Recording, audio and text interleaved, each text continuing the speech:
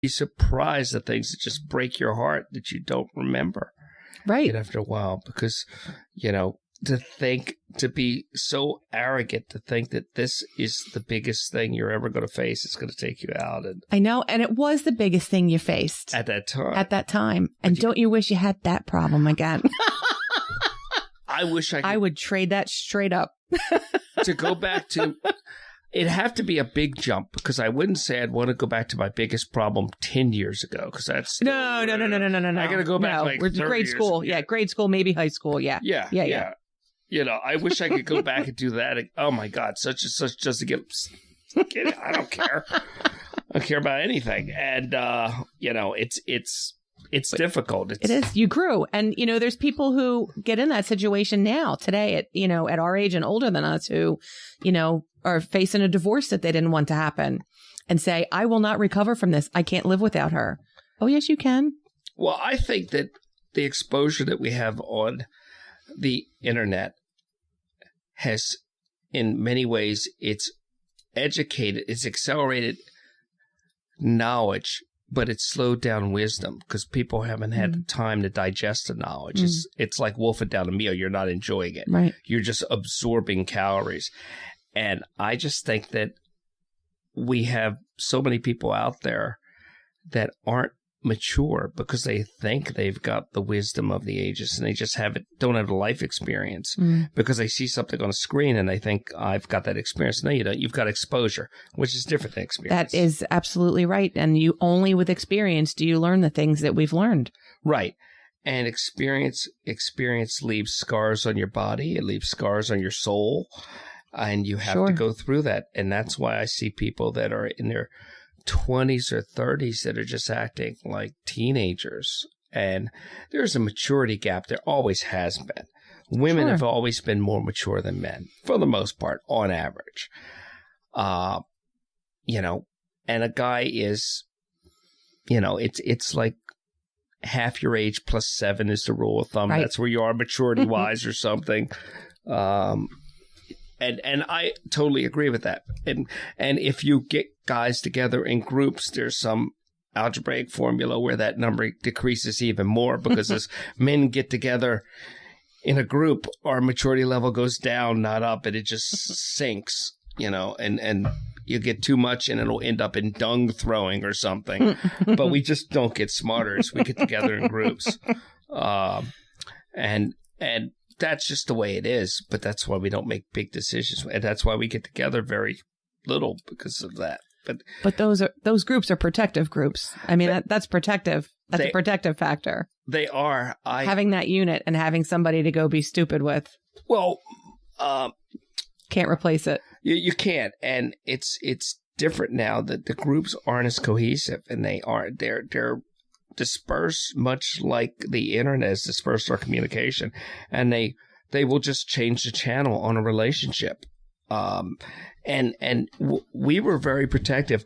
My friends are a collective of very educated morons, and I'm proud of their ineptness, and I all of them. If I had to go pick them again, I would not, but they're there. It's like it's the Supreme Court. Once you're in, you're in. But it's amazing how I don't see that in today's generation. Somebody said a insult about one of my friends the other day. I said, well, blah blah blah, and he's lazy or whatever. And I said, whoa, where's that from? And I get my information from you. I can say that. You can't say that. Right. That's right. You can't say that about him. Right. And we're protected. But I see more and more, we get these searches where a group of people will go out together to bars or whatever, and one of them doesn't make it home. And a couple of days later, people report it. Very casual about it. Never leave a man down. Yeah. And we'd go out somewhere and we made sure everybody made it home. Right. Or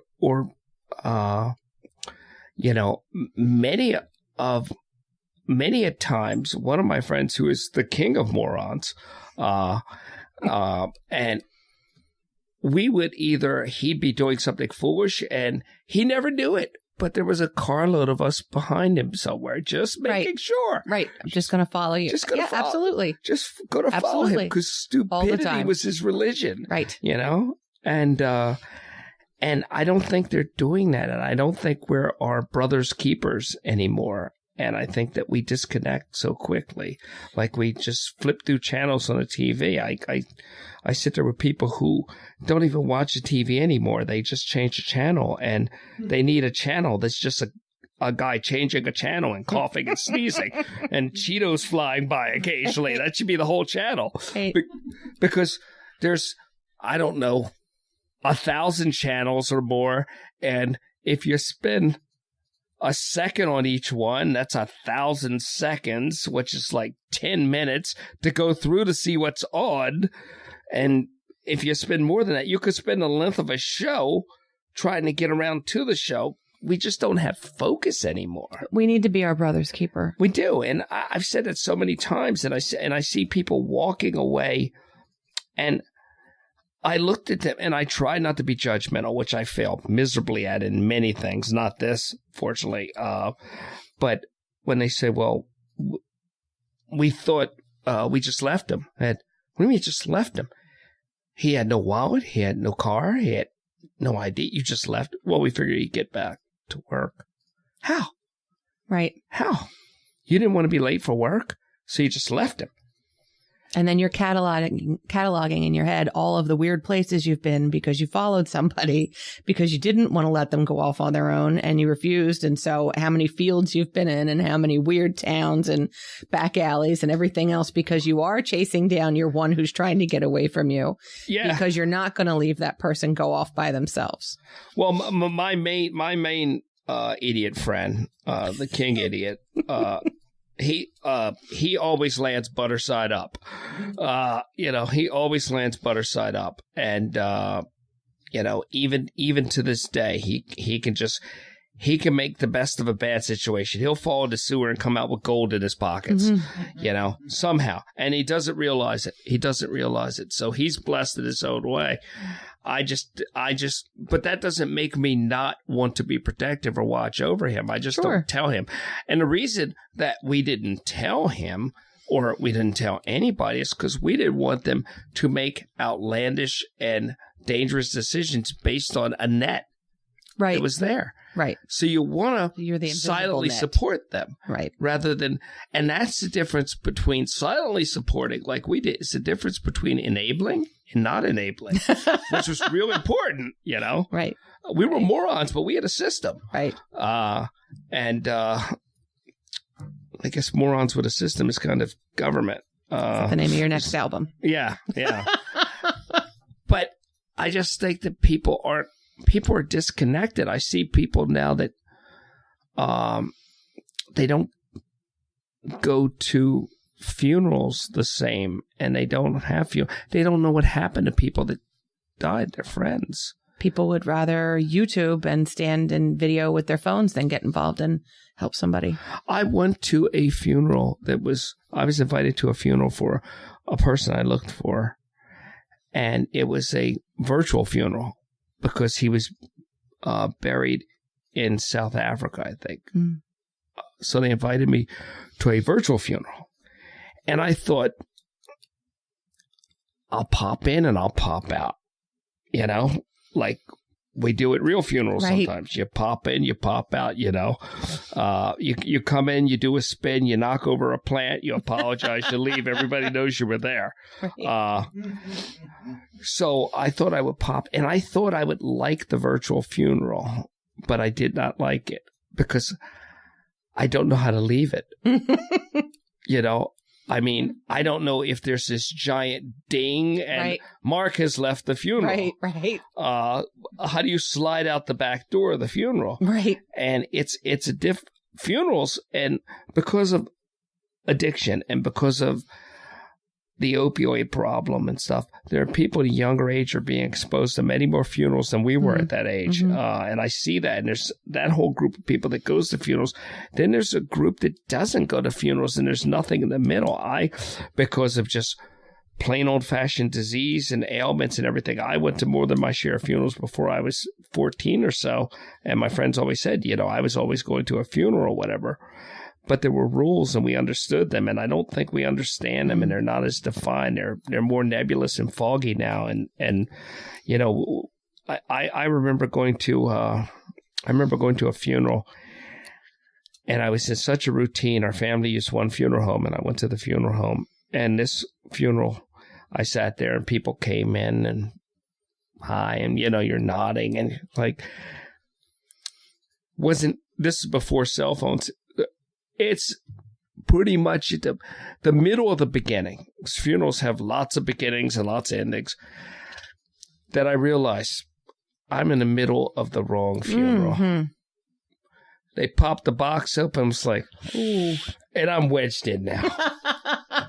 I'm wedged in. I'm right in the middle. And I just realized that there is a bit of a disconnect because you see these people that people know from other parts of your life. But when you hit that 90% of the room and you don't know a single person, alarms start going off. 50% of the room is kind of normal because people have diverse lives. And I hope that... You stayed, right? No, I Did you get out? I left.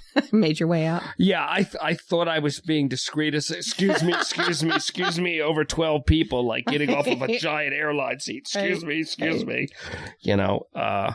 It was, and everybody turned and looked, and it was pretty. And then I realized, you know what? I don't know any of these people. I almost wanted to go. I'm at the wrong. Right. I'm sorry. Sorry for your loss. Wrong place. I'm a well-known idiot. Check me out. But I think that the people going to funerals because of the opioid thing, I think that desensitizes them. I know funerals desensitize me, and the people not going, I think that they're not exposed, so they don't know how they're going to react to this. I wonder if we're going to be heading into another generation of people that are just overly sensitive and looking for somebody like you because that something didn't go right, into not just teenagers, into their 20s, I'm in, and I didn't get the car I wanted, or my internet's too slow, or, everything's because somebody has tricked a lot of people into thinking that the world owes them something and everything's supposed to always be perfect. Right. And none of that is true. None of that is true. So you will be doing this for a long time, I guess. I suppose so. Have you ever thought about stopping? No. Well, actually, I answered that too quick. I get a little burned out when I do a lot of it. Do you ever take a break from it? Not very long. Because could you take a break was my next question. I don't. Not very long. I might do, in fact, I do more prevention work than I ever have. And it's probably maybe every 2 months or so, I'll do a class. And when I do classes, I do 2 at a time. So I'll do one from 5 to 7. In fact, I have one coming up in June. I'll do one from 5 to 7, and then I'll do another one from 7 to 9 because the class size should be on the smaller side so that it's not 100 people in a room. It's hard to work that way. But, it's emotionally exhausting. And it also, it makes very present for you all of the people that you've lost and all of the, difficult situations you've been in. But you find ways to recharge your batteries and get back at it. Do you have people reaching out to you from past seminars or past interactions and that are telling you they're still doing okay and things of that nature? Sometimes, yeah. Do you have anything you do on like Facebook groups or anything like that? Have you ever thought about that? No. I try to keep, my focus is prevention and referring people to the right resources. The idea with QPR is that it's kind of like CPR. And so if I'm CPR certified and I saw you on the street and you fell out and stopped breathing, I would come over and I would minister CPR. I wouldn't crack open your breastplate, massage your heart with my bare hands and try to start it again. I would do CPR until the pros got here to take care of you. Right. And so QPR is the same kind of thing. What I want to do is I want you to tell me that you're having this problem. I want to give you everything I can about how we can make it better. And I want to get you to a place where somebody's going to be able to talk to you and you're going to be able to go through counseling